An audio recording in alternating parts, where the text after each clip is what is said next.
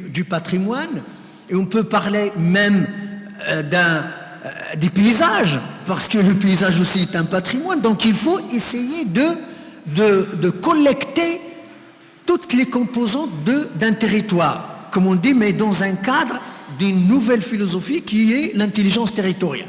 Donc on a dit que vous avez le réseautage, donc la participation, donc les éléments fondamentaux d'un développement durable, à savoir donc le projet qui doit générer la ressource, qui doit générer une richesse, qui va créer de l'emploi, mais il faut toujours avoir la première étape, si l'idée est كما تنقولون توكلوا على الله فإذا عزمتم فتوكلوا على الله.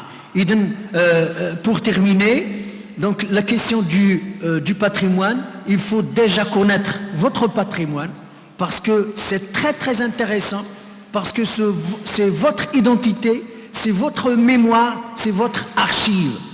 Et à partir du moment où vous appropriez votre patrimoine, vous allez rentrer ce qu'on appelle dans le processus de patrimonialisation, vous allez défendre votre projet et essayer de réussir justement dans votre démarche administrative et aussi financière.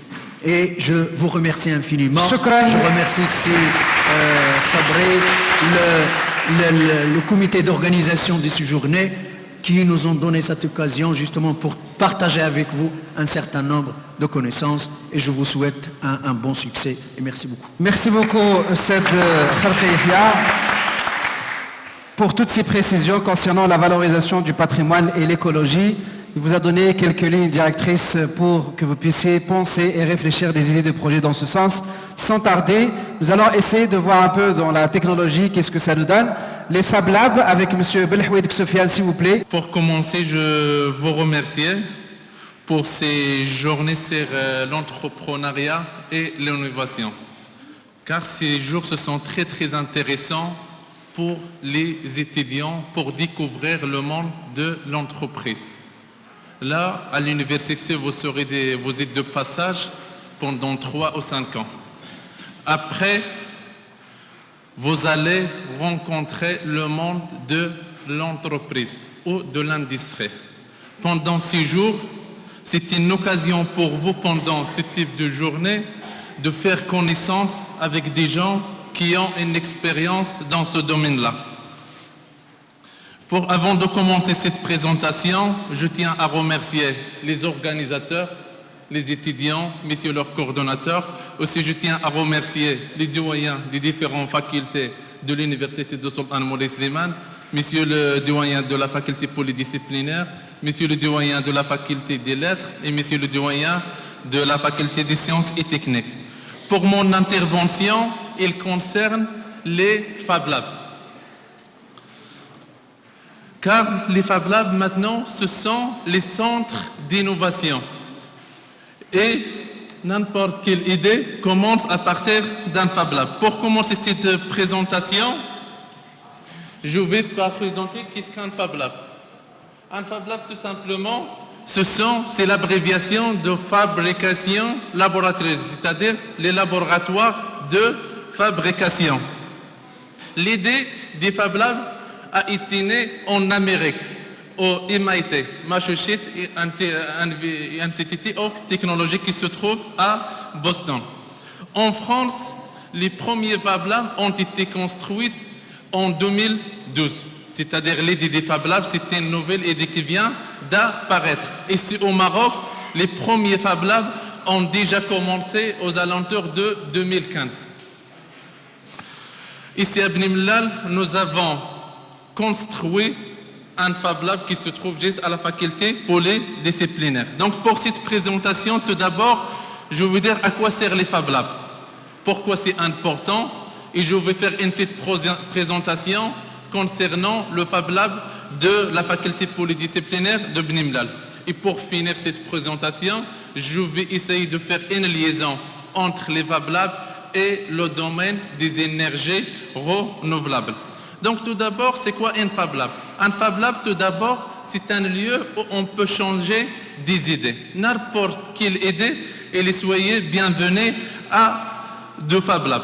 Ce sont des ateliers qui sont équipés par des machines qui servent de réaliser une idée. C'est-à-dire si nous avons une idée à discuter au sein d'un Fab Lab autour d'un café ou quoi que ce soit, on peut faire la réalisation immédiate.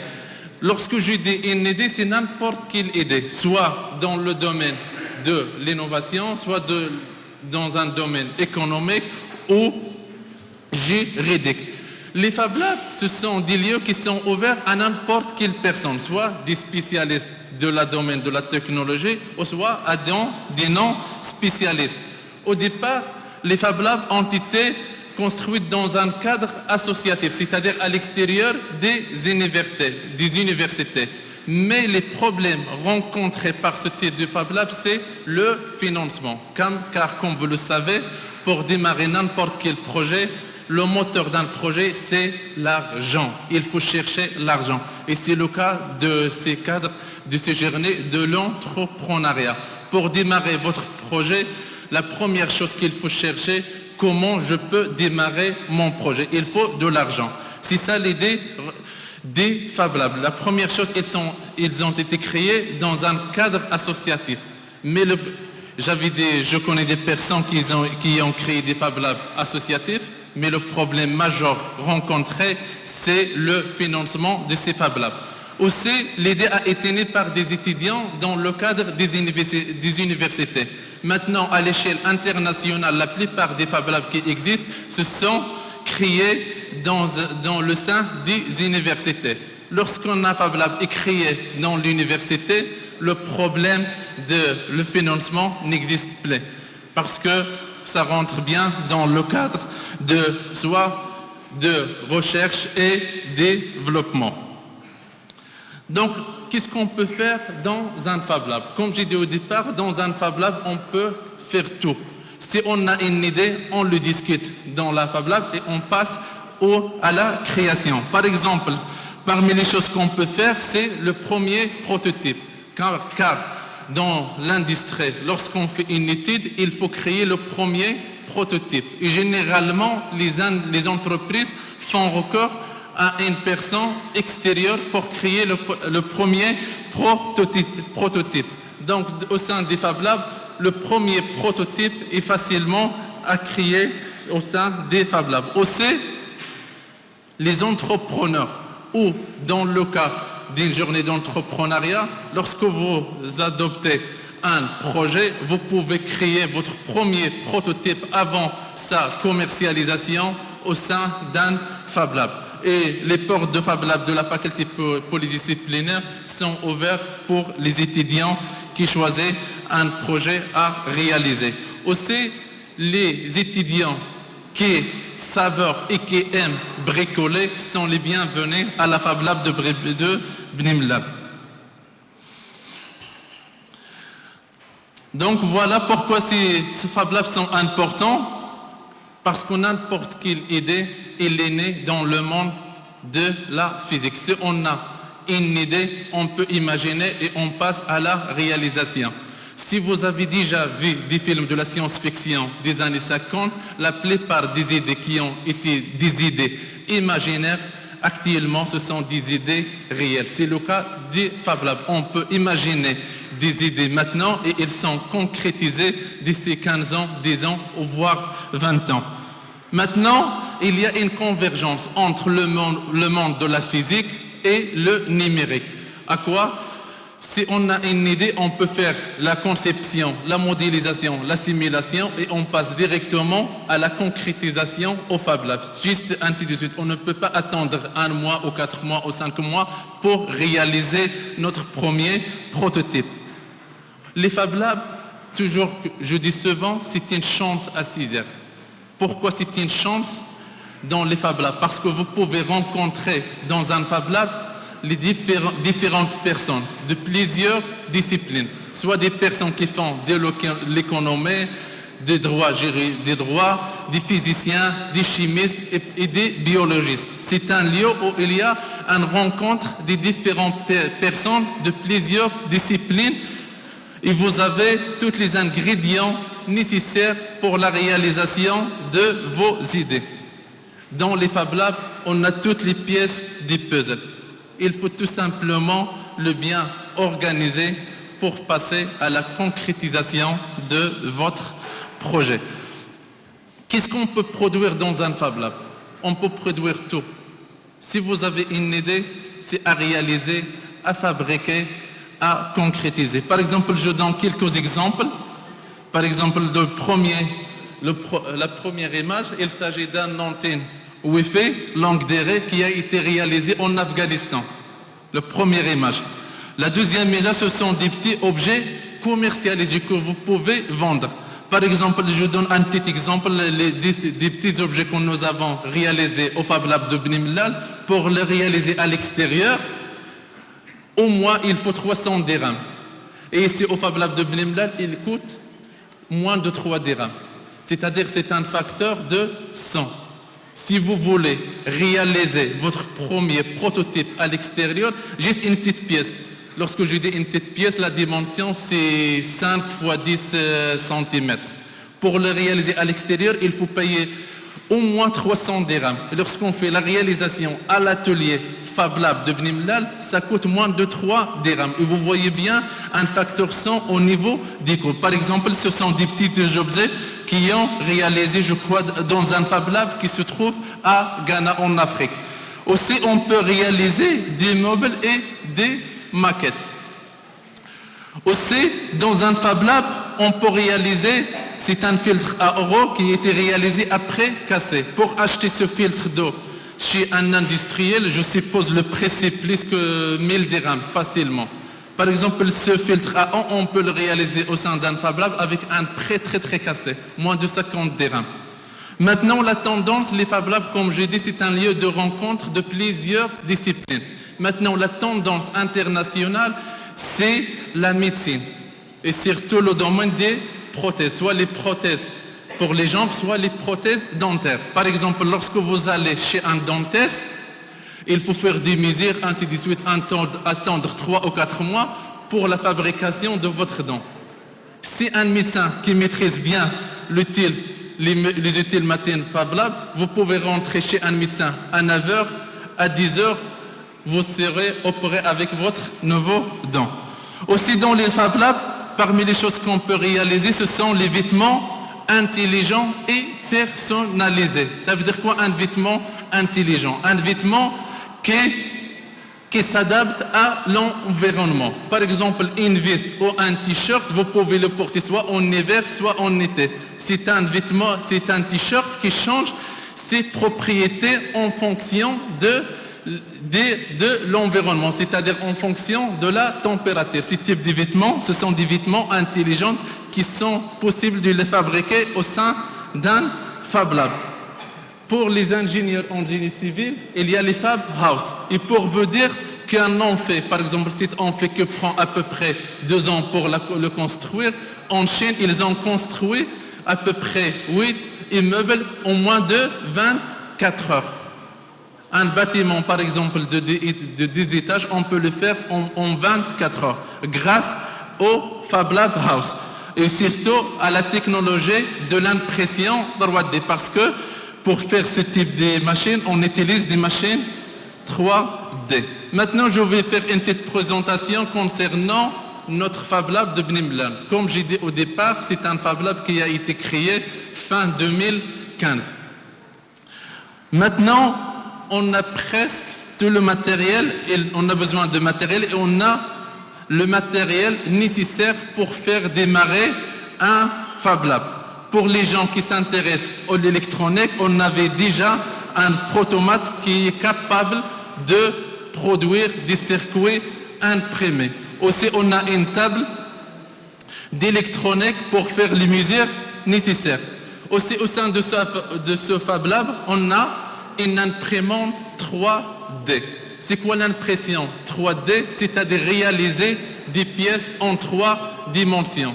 Les étapes nécessaires pour réaliser une pièce en 3D, tout d'abord, il faut faire la conception à l'aide d'un logiciel SIA, c'est-à-dire conception assistée par ordinateur.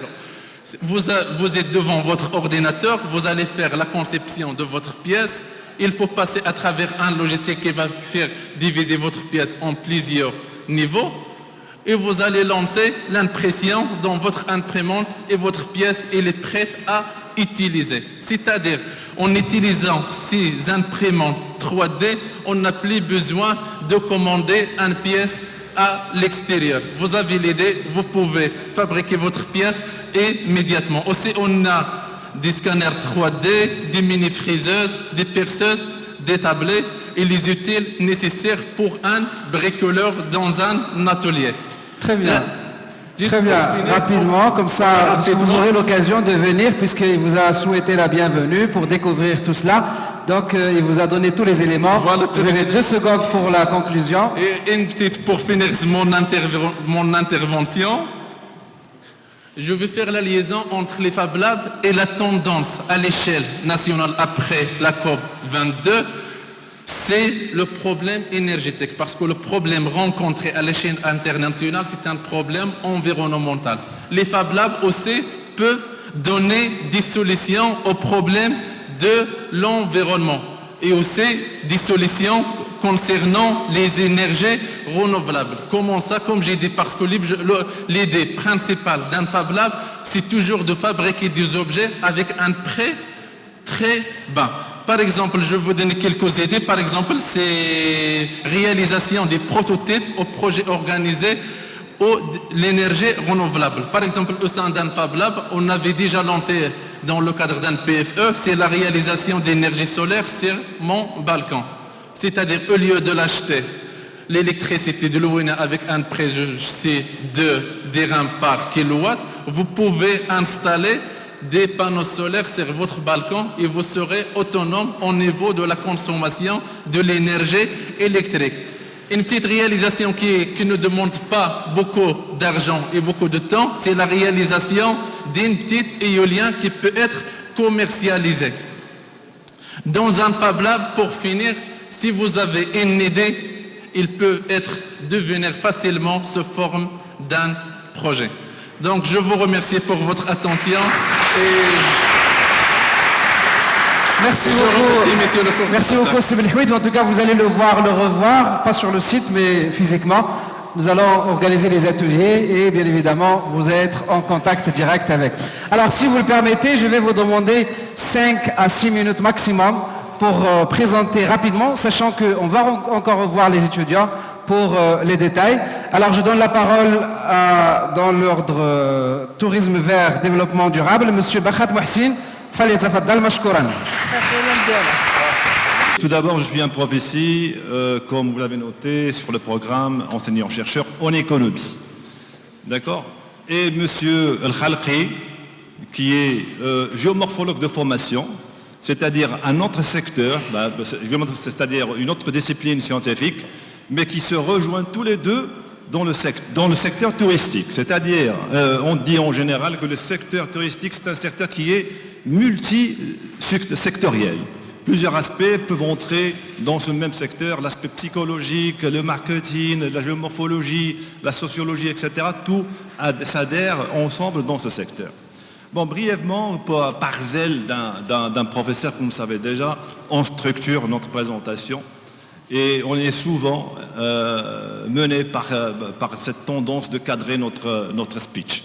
Alors je vais commencer par les thèmes ou bien les axes que je vous expliquais, qui sont brièvement les suivants: le futur que nous voulons, 17 objectifs de développement durable, ce qu'on appelle les ODD, le tourisme et les ODD, le Maroc et le développement touristique durable, et un projet touristique durable.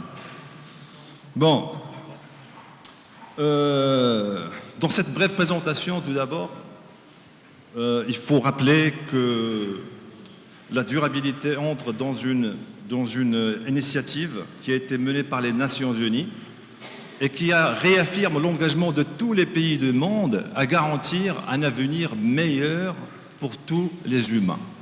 D'où cette idée fondamentale de la durabilité. C'est d'ailleurs l'essence de la durabilité, avec ces 3 dimensions, la dimension économique, environnementale et sociale. Donc le cadre que je suis en train de vous étaler maintenant, c'est un cadre qui est international et après on va passer au cadre national. Et pourquoi, je vais vous expliquer pourquoi je vais le faire. Je vais essayer de relier ces idées. Alors sous l'égide de la Nation Unie, 17 objectifs ont vu le jour dans ce concept de la durabilité.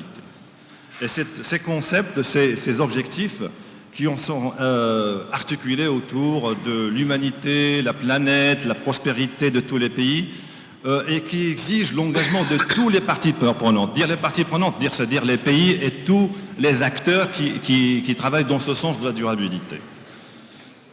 Et ces objectifs, ils ont été approuvés en 2015. Alors, en partant du premier objectif qui est la lutte contre la pauvreté, contre la faim, jusqu'à le 17e objectif, c'est le partenariat, chercher des partenaires pour réaliser ces 17 objectifs. Le tourisme se trouve où exactement? Le tourisme figure dans les objectifs de développement durable en tant que cible pour les objectifs 8, 12 et 14. Et qu'est-ce que ça veut dire? Objectif 8, c'est promouvoir une croissance économique durable, soutenue, partagée avec tout le monde. Des emplois productifs et un travail décent pour tout le monde. C'est l'objectif où le tourisme s'accorde avec les 17 objectifs. Donc, si on parle de tourisme, il faut parler de ces 3 objectifs. L'objectif numéro 12, ou bien Goal 12, c'est l'instauration des modèles de consommation et de production durable, ce qu'on appelle les CPD. Et d'ailleurs, c'est la tendance actuelle. Et le Maroc, elle est porteur dans un projet international dans ce sens. Le 14e objectif, c'est la protection et la promotion de l'utilisation durable des écosystèmes terrestres, la lutte contre la désertification et la dégradation des terres. Et c'est exactement le point que M. Al-Khalqi a essayé de vous expliquer. Le point de l'écologie, le point des écosystèmes terrestres et maritimes qu'il faut conserver. Et vous voyez très bien que le tourisme, elle a ses différents aspects, où l'écologie est présente, l'humain est présent et d'autres acteurs y sont présents. Bien sûr, les 3 dimensions qu'il faut rappeler lorsqu'on est en train de parler d'un